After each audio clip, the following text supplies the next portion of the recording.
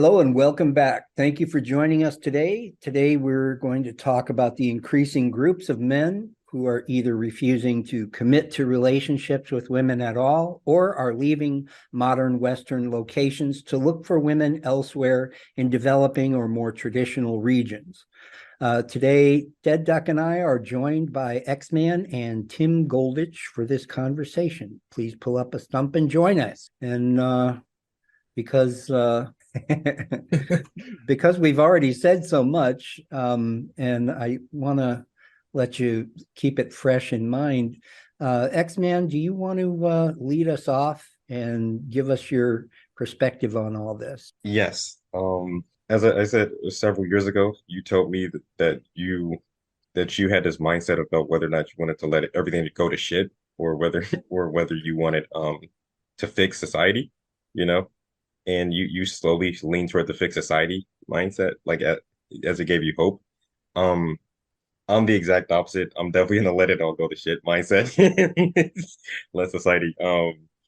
I feel like society knew who men knew that how important men were, and how many roles we took up in the world. Like, they knew that we were doing all these physical labor, these demanding jobs. They knew that we were financially providing. They knew that we were protecting from danger. They knew that we were the ones serving in selective service and serving in the army. And instead of giving men and women credit for their roles in society, they decided that it was appropriate to start antagonizing men, downplaying their role in society, making them feel like they're nothing, or any good thing they did is something that they forced themselves to do versus doing things out of the goodness of their heart. So, I mean, if men start to, push back and society starts to go to shit, it's kind of like, well, oh well, like, I mean, that's this is like, I mean, this is what happens when you mistreat people who actually who, you, this is you can't expect to mistreat people who help you over and over again, and just expect them to continue to help with a smile on their face. You know, Mm. at jobs, when you work at a job, the boss may be rude to you or mistreat you, but they still have to pay you. They still have to acknowledge, they still have to acknowledge how many years you work there. They still have to give you basic acknowledgement. They can't sit there and downplay all your work every day and give you nothing and be like, oh, so make sure you show up to work tomorrow. They're going to be like, no. The workers are going to be like, no, I'm not showing up to work. You're mistreating me. Mm. Um, and this is pretty much the role that men are slowly taking up. They're taking the, well, I'm tired of being mistreated. I'm tired of my role being downplayed. So screw society. And I'm all for it. To say the least. I have other issues.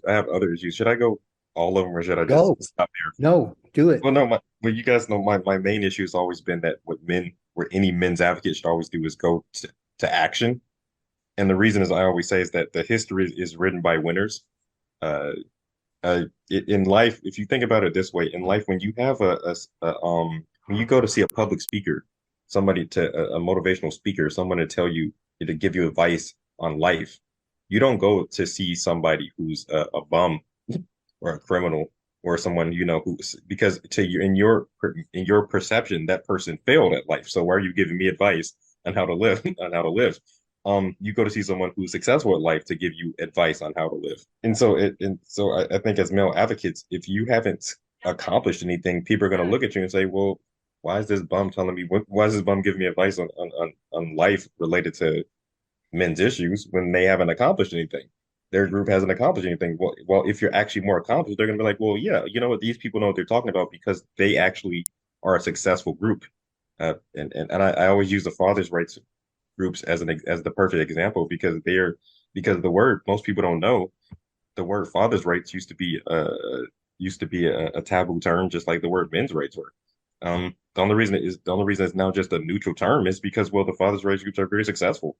They're not completely, but they're moderately successful. They've passed a lot of laws in a lot of countries, and there's like a fathers' rights chapter in almost every state of the United States, and there's some in other countries, and they're slowly getting recognition of parental alienation because they just fought and fought until they made it. So people have no choice but to listen to them, and people view them as a successful group of people who they have to take seriously. And plus, like I said, the thing about legal stuff is that the thing I love about legal action more than anything is that, unlike social action, you're not really waiting for someone to agree. You're not really waiting for someone to agree to treat you like a human being. And when it comes down to social activism, the possibility of you being treated like a human being, and you getting your well-deserved human rights depends on the opposite demographic agreeing with it. You're asking, begging, or demanding the opposite demographic to agree to treat you like a human. Versus legal, if you get the law passed legally, well, then they're forced to treat you like a human. You know, it doesn't really matter whether they want to or not. They're going to live in an equal modern reality, and they're going to like it pretty much. That's just my take on the subject. All right. Tim, what do you think? Oh boy. Well, in response to X-Man, I would say so long as the world believes that men have the power and women are the victims, it's going to act out accordingly. And it's going to design laws and policies to that effect. And laws and policies will often be irrelevant. The fact of the matter is that for the same crime, men suffer an average of 63% longer prison sentence, not because it's written in the books anywhere. There's no official law in that. It's prejudice. It's misandry. So I don't know. I would say we're up against instinct and eros and chivalry. These are deep archetypal forces that are more powerful than fact and logic. And try and go up against them, try and shift the gender belief system in order to get some kind of default understanding that male power is equaled by female power and female victimization is equaled by male victimization, to try and balance out the gender belief system so that the society acts out in a balanced way is, well, we've been at it for 150 years. You know, the men calling themselves men's rights activists go right back to 1870s, and they sound almost identical to the way we sound today. If you read that stuff, it's almost the same, almost identical to what we're saying. Yeah, things haven't budged an inch, and in that sense, the numbers of people that have become aware of the statistics. The statistics demonstrate that men suffer comparison with women in virtually every measure of well-being. I mean, just across the board, health, mental health, longevity, social services, homelessness, imprisonment, at-work fatalities, battlefields, you know, on and on and on. As men's issues advocates, we all know those stats, and but they've been such a hard sell because they don't feel good. People don't want to hear it. So what people want to hear is what is in accord with your basic gender archetypes, which is the hot hunky hero, the empowered alpha male coming to the rescue of the sweet, demure, beautiful, innocent damsel in distress. And trying to overcome that bias has been, well, so far it's been unachievable. The best men in the business, like Warren Farrell and so on, they hardly, you know, they just barely make a dent. Because while the numbers of people that are hit to this sort of thing has gone up, the percentages remain small. So I would say that, you know, I would say attack the matter from every angle. Do as X-Man suggests and try and change the laws, but understand that it's synergistic. The laws will only change as to whatever, you know, the belief system will keep, you know, I know the guy who reached Betsy DeVos and got her to disregard the Dear Colleague letter and allow for due process in adjudicating sexual harassment on campuses, on college and university campuses. It made it allowable for these you know, impromptu courts within college and university campuses to adjudicate according to due process. But of course, you know, you switch presidents and you switch regimes, and everything they did was undone. Wow, yeah, it's really incredible what we're up against. And I don't know any. Have to keep trying. We could, you know, maybe step up the drama. Maybe I don't know. I mean, you see, if you step up the drama, then you also increase the perception of the men's rights movement as a bunch of nuts. a bunch of troglodytes or whatever, the judgments, the manosphere, all the judgments of toxic masculinity. I don't know. I mean, I just keep trying from a very rational angle, and I work the angle that it all balances out. I believe that's a more palatable way of presenting men's issues as those facts and truths that go on the other end of a balance beam. But that meets a lot of resistance also. It's murder. I really don't know that there is a solution. It's possible that things are just going to have to get a lot worse before they can get better. All right. DeadDuck. Yeah. Let's hear it. Well, I mean, this obviously started with a conversation about women's sexual power and everything else in the other group. And this whole passport bros movement, and coupled into that MGTOW, red pill, and everything else. I mean, I find the backlash in particular amusing. And I find it amusing because what we've got is a group of guys who've turned around and said, you know what, you don't want anything to do with this, you don't want relationships, fine. We're going to go over here and we're going to either not have relationships or we're going to have relationships with the people over here because they value what we bring to the table. They're not asking us to be 6'5" with, man pieces down to our knees and several hundreds of thousands of whatever currency you use in the bank. And the backlash, particularly from women in those men's home countries, has tended to be vitriolic, angry, while being dismissive of the men involved. It's like, well, we didn't want you anyway. What are you getting upset over then? If you didn't want this, why are you getting your knickers in a twist because we've all gone over here? It's like the whole MGTOW thing, people attacking that. I don't like MGTOW. I understand it. I respect it. I know what it's about. I don't like the fact it has to exist, but it does. And I think Western women, and this is the passport bros thing is mainly in America from what I can tell. American women and Western women need to wake up sharpish, because otherwise their lives are going to go to shit. And there's no amount of being a fully functional adult. One of the most common riposts you hear is, well, I make my own money, I pay my own bills. Congratulations, you're an adult. Your Victoria Cross is in the post alongside your Congressional Medal of Honor. I'll send you all the medals you want. At the end of the day, all you are is a functioning adult. Congratulations. Meanwhile, your boyfriend is over here with the good-looking Filipino girl having the time of his life. They're getting married, they're having kids and living life, and you're over here complaining about there's no good men left. Well, what did you expect? You go around demeaning the men in the world, telling them that they're trash and everything else. Sooner or later, they're going to turn around and say, fuck you, I'm off. And I know there are people within this group who are like, well, yeah, let the world burn and then we'll deal with the ashes afterwards. I would rather put the fire out personally. That's just me. I'd rather not see the world burn, but I can also see the utility in letting the world fucking burn at this point, to be quite honest with you. Ladies, you'll only have yourselves to blame when all that's left is a pile of ash. Mm-hmm.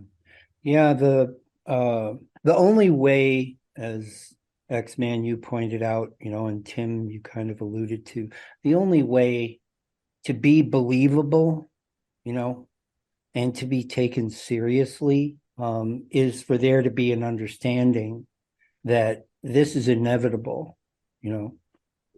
This was going to happen, right? And blaming passport bros or MGTOW or even militarized incels is pointless. That's like blaming a sneeze for having a cold. You have a cold, you got a rhinovirus, right?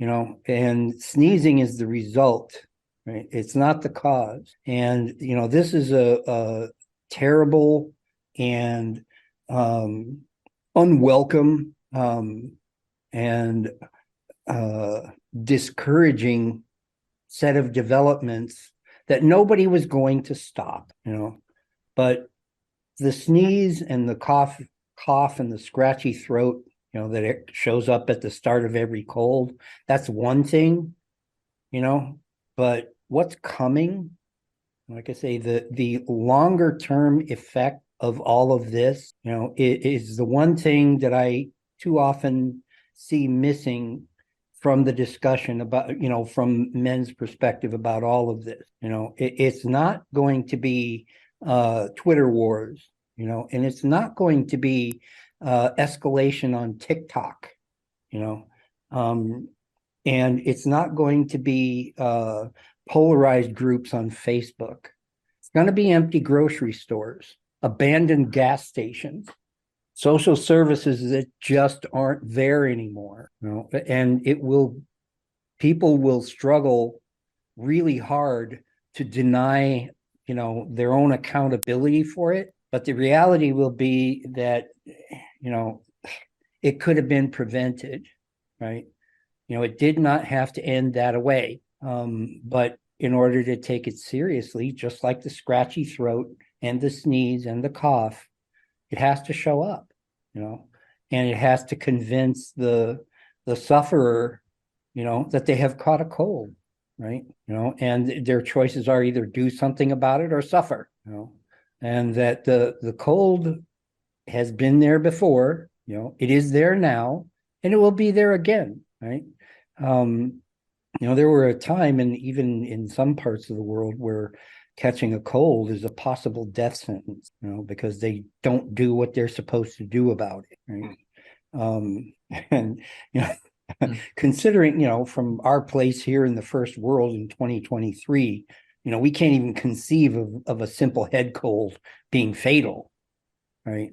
But there are places and been times where that has happened,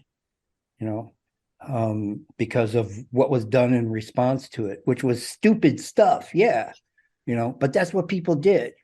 And just like that response to the cold, the response to encourage from people that we're trying to talk to is, you can either take cold medicine, drink lots of fluids, and take care of, get a lot of rest, or you can jump in and out of hot and cold baths until you croak, but it's going to be one or the other, and like I said, without me, anybody like me being, and I do this, as you guys know, without me being able to point to other men, who are deadly serious about this and are committed, they literally, bank all their money and get their passport and travel to other parts of the world. They make it happen. If I can't point to them and say, this isn't, this is not hypothetical, it's going on right now, then it's a lot more difficult for me to be able to say, it does not have to continue, but it will. And 99% of that, of that set of choices is in your hand. I have been called upon, say, why can't you stop this? Why can't, and I'm like, A, I'm one guy, B, I am with them in that regard. And C, I need your help, and if I don't get it, I personally am going to be okay. You, on the other hand, won't, and one of you mentioned the X-Man you mentioned earlier, the goodness of our heart. And I, actively tell these people, that I still have some goodness in my heart, right? I really do. That's why I'm here. That's why I'm doing what I'm doing, but my point is, what little good left in my heart, I am going to keep. You can either help me with that, or you can, tell me to get lost, but whatever, I will take it with me, and then all there will be left is the passport bros and the MGTOW and the militarized. What are you going to do with these guys? You're going to round them up? Good luck. It's like, how are you going to even make that happen? Like X-Man, you were saying, even simple things like fathers' rights movements are gaining traction everywhere in the West, and there's a reason for that, but they're never going to go along with the idea of persecuting men for choosing to go their own way, or to go away. They're not going to do that, right? And if you pin your hopes on like the traditional conservatives, they've made it clear that they don't believe in any of this anyway, and they don't care. So they're not even on the board, right? It's all there is us. We're either going to work this out or not. If we don't, then loneliness and bitterness and Twitter slap fights and stuff like that are nothing at all. They're going to become not before too long. Things like that are going to become a fond and distant memory. You're going to be going to the grocery store, there's going to be nothing there. You're going to be going to the gas station, it'll be closed. You're going to be going to Walmart and it's going to be a squatter's cave, and it's like, then what? That storm is coming, right? And it's not something to be wished away. Work is going to have to be done. I don't want to do that work. I want to live out my life and just, like take care of myself and be okay, but I don't have a choice. I've seen enough to know that even I have work to do. And the choices are either join me and make this happen or don't. If you don't, then when one day you go to the grocery store, there's nothing there, you're going to be forced to remember this conversation. Well, yeah.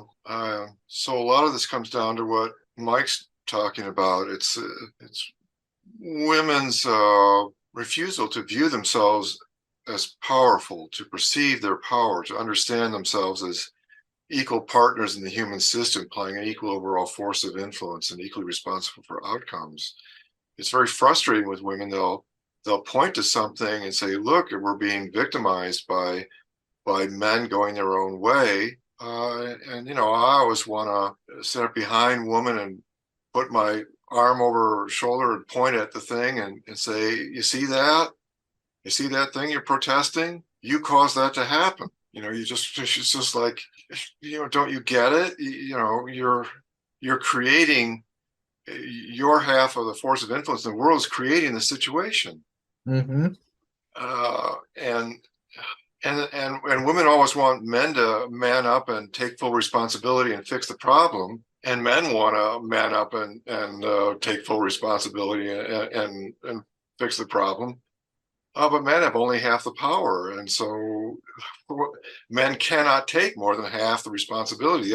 The other half belongs to women, whether they're held responsible or not. Right. One thing, Tim, that you mentioned puts me in mind of the men, that support and sustain this infantile lack of agency in women. Yeah. That again, putting it back on us, the kind of men that, are refusing to engage in the way that we're, that is demanded. Too few of us are willing to look over at those men, themselves and say, you understand, or you should understand that what you're doing right now today, for whatever reason, whatever your motives are, here is what will happen, and there you will be powerless to stop it. And there will come a time when people, especially women, are going to remember that you robbed them of the agency to prevent it. And they're not going to be happy. They're going to be a little resentful. Right. And that's like, again, I'm not speaking in terms of things that groups of men or groups of women, hold entirely in their own hands. These are things that will happen. And there isn't anything anyone can do about it except to do it together. Yeah. Like I said, I enjoy the luxury, once again, of not having to worry about it for that long. Nobody lives forever. But for anybody, like X-Man's age or below, you all got a long walk ahead of you. You really do. and the kinds of dissolution, and degradation of culture and society that I'm talking about, after they happen, they really, really don't get repaired in short order. They really don't. They take generations to correct and rebuild. And even that rebuilding won't look anything like what we think we want right now. It'll look different. It'll be a generation of people who have basically learned how to live without a lot of stuff that we care a lot about. Here's the question for you. Okay, and Taz, I know you sort of live a MGTOW style lifestyle to a certain degree. What do you think is going to have the greater impact?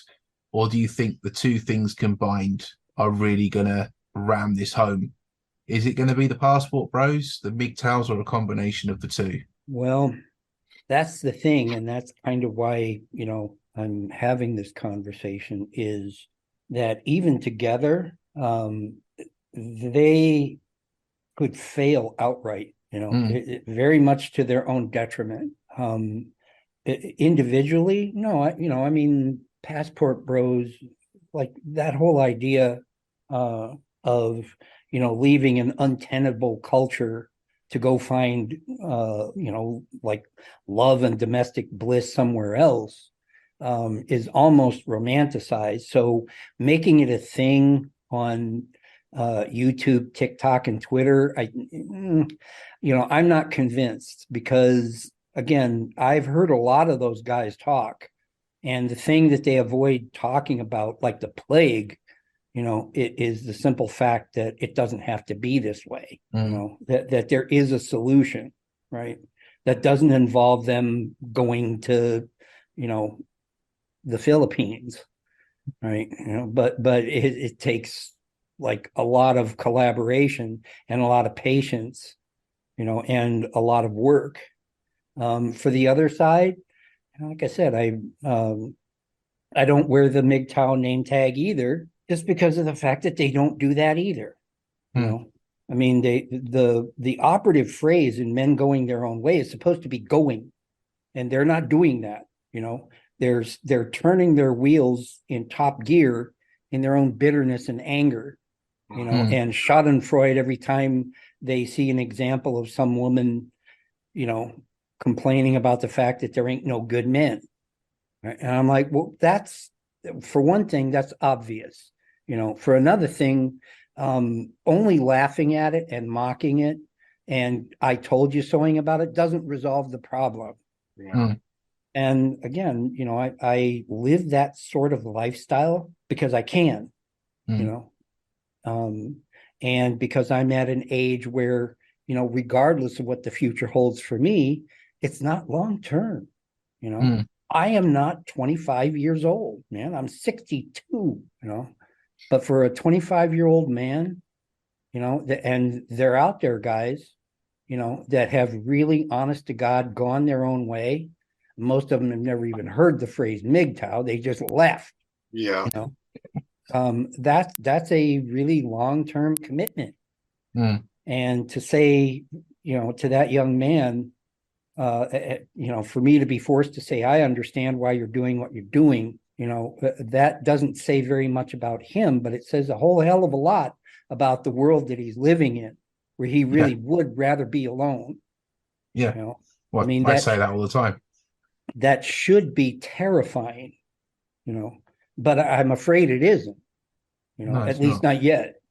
I think it will be, but my problem is that by the time it becomes terrifying, it'd be too late. So I guess my answer is both of them together, both of those groups of men together, with one voice saying the right thing could probably go a long way toward moving, and I'm going to say it, especially other men, toward having some regard for our issues. And a big piece that's missing from the male side is vulnerability. Men are not speaking from their hearts, they're speaking out of sour grapes and bitterness and anger. they're not saying, the moment that women gained their financial independence, they declared that they need men the way a fish needs a bicycle. They're not Yeah. saying that hurt me, Right. Right. that hurt Right. me. And Yeah. this whole thing of women going on about how, don't touch us, don't compliment us, don't even look at us, Right. and it's hurtful. It's very, very hurtful. All these messages about men being just so loathsome Right. and oppressive and violent, and Right. so many of these things that men are not invulnerable, however much they may present as if they were, they're not.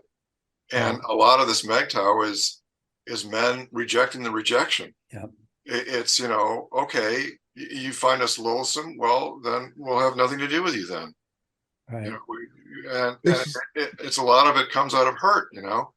and if men spoke up out of their own vulnerability, they'd probably be easier to hear. They'd probably be less easily ignored if men really spoke from their hearts that way. Right. Yeah. And when I do that, and you guys know that I do, Yeah. Like I said, the irony is that when I do that, and then, hand these same people, mostly women, but people, when I hand them back their agency and say, you can help me, stop being hurt, right? Yeah. You can help me stop being afraid, right? You can help, like all of that. Then, what choice do they have? They're like, yeah, you're right. I could. Yeah. And then it's kind of like, well, if only. I said, well, join me, and together we go, it'll go from if only to we can, and like I say, I've changed a lot of minds that way. So for, our part to play in it, as our colleague was saying in the other meeting, we are, really not doing a very good job of making it clear, like you said, Tim, that, these things cause us great pain, and they drain, that unreasoning goodness and generosity in our heart. Yeah. It just, when we go look for it, it's not there. No. And all there is, emptiness and bitterness. Right. And then, we end up making fun of you on YouTube. Now, I don't, because I don't have to. But like I say, a lot of these guys feel like they do. They feel like they have to be as cruel treat people, that whoever their, adversary is, treat them as cruelly as they have been treated, And my response to that is, what did you think would happen? Right. I fell bass backwards into being able to avoid all that. Right. And, that kind of good luck is not reproducible. You can't bottle it and sell it, so don't count on it. It's not, it won't be there. I talk to a lot of MGTOW men, I've spoken to incels. Right. And, the one thing I'm short on when I do, is an argument against where they are right now. I can't honestly push back on them and say you're only being unreasonable, and all you have to do is pull yourself up by your bootstraps, et cetera, et cetera. Oh, I hate that. Because it's ridiculous, and it's not like they've never heard it before. Hell, I've heard it before. It's just, well, it's just the most ironic. It's a wonderfully ironic phrase. Pull yourself up by your bootstraps, because of course you reach down and pull on your bootstraps as if you're going to lift yourself up off the floor. The physics makes it impossible. So it's so emblematic. It's basically saying, men, do the impossible. Pick yourself up by your bootstraps. Do the impossible. Right. Yeah, it's unreasonable, and like I said, it's very threadbare. I get it put to me pretty regularly, that I have managed to, from their perspective, pull myself up.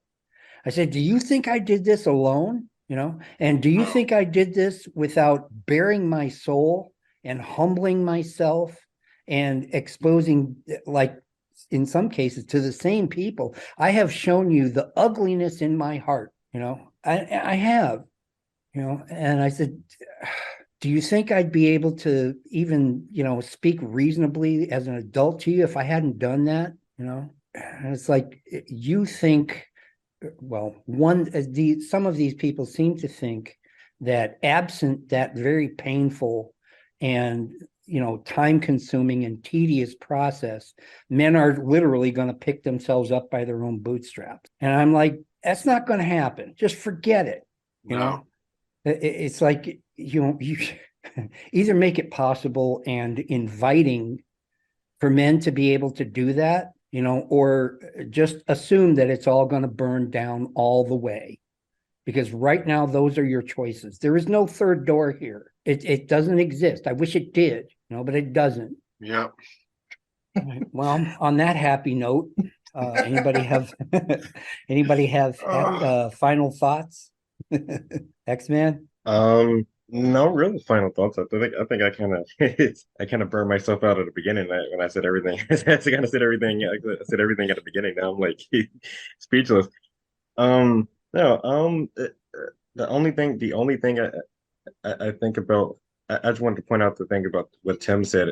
I agree about the idea about that laws can be changed. Like even when laws are changed, they can go like it can be reversed, or it's a culture thing. But as I also pointed out, the more successful you are, the more people are likely to listen to you. So I think that by changing the laws, people will be more likely to listen to men's groups, the successful men's groups, and they'll have more of a platform to help change that culture as well.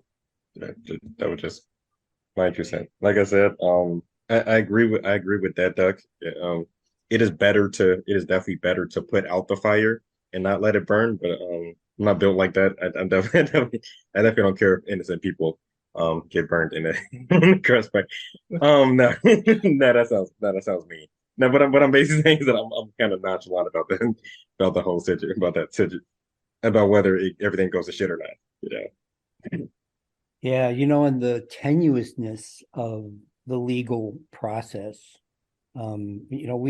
Men see that demonstrated over and over again, where we become comfortable and secure in the legal system, only to have it like gut us, somewhere down the road, right?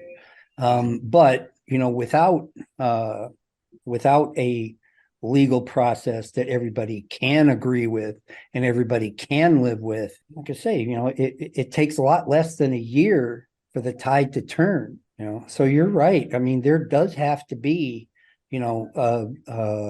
obstacle, to that kind of, social and cultural fickleness. It's the only reason we even have any laws. Most of modern human history, we didn't really have what we all think of as the law, and we didn't do very well, right? I mean, most life was subsistence long enough to get the kids the hell out the door, then you could just go ahead and die, right? But we got used to not living that way because we invented things like the law, and like governance by and for the people being governed, and an economic system that wasn't just, I'll trade you some sheep for, 20 barrels of grain. Like we did all that to just, kind of figure stuff out. But the one thing that was a common thread, was that, we have to secure and protect, the relationships that we have with each other, and that we have for the purpose of, reproducing and allowing, family or, whatever to flourish, right? If we let go of that, all the cleverness with politics and economics and social policy means nothing, and you can at that point you can just go ahead and create enough laws so that everyone is a criminal, because right now that's where we're headed. right? Because some people, some people believe that they can live without, that one kernel of humanity, right? The one that means, we're capable of loving each other and being intimate with each other, and relying on each other, that we can just turn loose of that. That's somehow just a tool of the supremacist patriarchy of, whatever brand. But if we do, like I say, what difference do laws make? What difference does it make what kind of currency we use, or how we use it? Who's going to care? Nobody I know. They'll just say, yeah, my life isn't worth a spit. And by the way, neither is yours. That's not very marketable. It's not a good business plan. Anyway, DeadDuck, what do you think? I suppose I'm going to make an appeal to women. Stop being childish, sort yourselves out, and understand that you are adults and you have a role to play in this world. Mhm. And if you carry on the way you are going right now, particularly women over there in the home of the free and the land of the brave, whatever it is you call it over there, if you women carry on out there, this is going to get worse. And I'm afraid X-Man is going to get his bonfire. And, he will probably be just about the only person who'll be happy with the situation. Everyone else is going to be absolutely bereft. So get it together, because this isn't going to change otherwise. In fact, it's only going to get worse. Tim? All right, so I'll close with this one. In my judgment, the solution is, and has always been, woman and man need to call it even. Woman and man need to understand themselves as equal partners in the human system, implying an equal overall force of influence. And we need to understand that throughout history, men have been more respected but less loved, women more loved but less respected, and that it's been an imperfect but balanced system. And it's not a moral polarity. It's not a world of man bad, the overempowered oppressor, woman good, the innocent victim. It's a reality is woman and man in co-equal co-partnership, co-creating this whole gender system and the world we live in. And the solution is to call it even and refocus then on all these various gender issues as matters of shared responsibility. Understand that every gender issue is mirrored, that there's the female version of the thing and the male version of the thing. And these do not cancel each other out. Anorexia does not cancel out anabolic steroid abuse. They both remain big issues. But in seeing the whole system as mirrored, it adjusts our attitudes and makes it much more possible to address these things in a constructive way without all the gender political poison. So that's my 2 cents. And I'm out. All right. Thank you. That's much more positive than I was. Somebody once told me that, if you can't let bygones be bygones, the bygones will be back. It's inevitable. And yeah, it's time for a serious and I guess well attended refocus on that balance. The clock is ticking. We don't have an infinite amount of time to put all this back together and come up with something everybody can live with. And it's going to take sacrifices all around. I tell men, especially the most shall we say active and determined men's advocates, that if you get what you want, understand there will be sacrifices. There are going to be some things to give up, and I tell the folks around the other campfire the same thing.